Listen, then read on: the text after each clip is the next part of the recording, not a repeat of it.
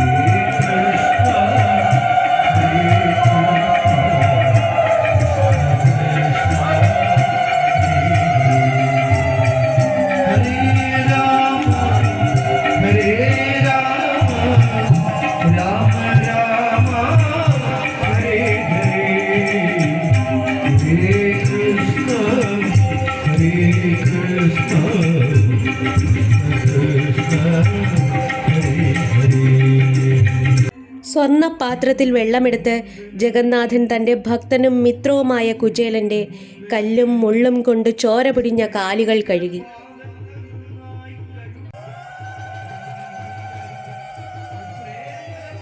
പുഷ്പങ്ങൾ കൊണ്ടും തുളസീദളം കൊണ്ടും പൂജിച്ചു. കൃഷ്ണപത്നിമാർ അത്ഭുതം പൂണ്ടു. ഇത്രയും സുഹൃതിയായ ഈ ബ്രാഹ്മണൻ ആരാണാവോ? ഇദ്ദേഹം എന്ത് തപസ് ചെയ്തിട്ടാണ് ഈ പുണ്യം നേടിയിരിക്കുന്നത്? കൃഷ്ണപത്നിമാരെ പോലും അത്ഭുതപ്പെടുത്തിയ സൗഹൃദം. ഭഗവാൻ അറിയാം, കുചേലൻ ഒരിക്കൽ പോലും ധനത്തിനു വേണ്ടി തന്നെ ഭജിച്ചിട്ടില്ല. മറിച്ച് മോക്ഷത്തിനു വേണ്ടി അടങ്ങാത്ത അചഞ്ചലമായ ഭക്തിയാണ് തന്നോടുള്ളതെന്ന്. ഗുരുകുല സ്മരണകളിൽ മുഴുകിയ മിത്രങ്ങൾ ഭഗവാന്റെ കുശല പ്രശ്നങ്ങൾ കേൾക്കുമ്പോഴും കുചേലന്റെ ഉള്ളം ജാള്യഭാരത്താൽ മുങ്ങി. ദ്വാരകാധീശനായ കൃഷ്ണൻ എല്ലാവരും കാണെ കല്ലും നെല്ലും നിറഞ്ഞ ഈ അവിൽപ്പൊതി എങ്ങനെയാ കൊടുക്കുന്നത്? ഭക്തന്റെ ഉള്ളം ഭഗവാൻ അറിഞ്ഞു. ഭഗവാൻ പറഞ്ഞു, വീട്ടിൽ നിന്ന് എനിക്ക് എന്താണ് കൊണ്ടുവന്നത്? ഇങ്ങോട്ട് തരൂ സുധാമ. ഇലയോ പൂവോ കായോ വെള്ളമോ എന്തു തന്നെയായാലും ഭക്തിയോടെ എനിക്ക് സമർപ്പിച്ചാൽ ഞാൻ അതിനെ വളരെ സന്തോഷത്തോടെ സ്വീകരിക്കും.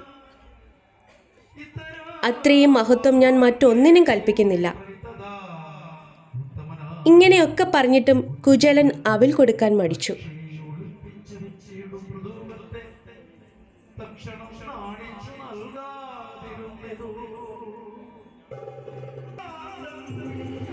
അവസാനം ഭഗവാൻ ബലമായി തന്നെ ആ അവിൽ പൊതി വാങ്ങി.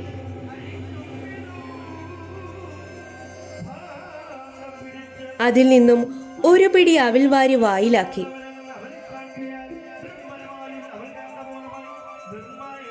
ആ ഒരു പിടി കൊണ്ട് തന്നെ ഭൂമിയിൽ അനുഭവിക്കാവുന്ന സർവ്വ ഐശ്വര്യങ്ങളും ഭഗവാൻ കുചേലന് മനസാ ദാനം ചെയ്തു.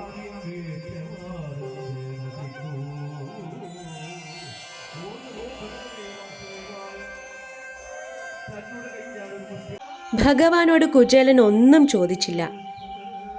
നമ്മളും പലപ്പോഴും അങ്ങനെ തന്നെയല്ലേ? എന്തൊക്കെയോ സങ്കടങ്ങൾ പറയുവാനായി ഭഗവാന്റെ അടുക്കൽ ചെല്ലും. ആ മോഹനരൂപം കണ്ട് മനസ്സും കണ്ണും നിറഞ്ഞ് ഒന്നും പറയാതെ സംതൃപ്തിയോടെ തിരിച്ചു വരും. എല്ലാം അറിയുന്ന ഭഗവാൻ കളങ്കമില്ലാത്ത ഭക്തന്റെ ആഗ്രഹങ്ങൾ ചോദിക്കാതെ തന്നെ നൽകുന്നവനാണ്. എല്ലാം ആ കാരുണ്യമൂർത്തിയുടെ ലീലാവിലാസങ്ങൾ. ഹരേ കൃഷ്ണ.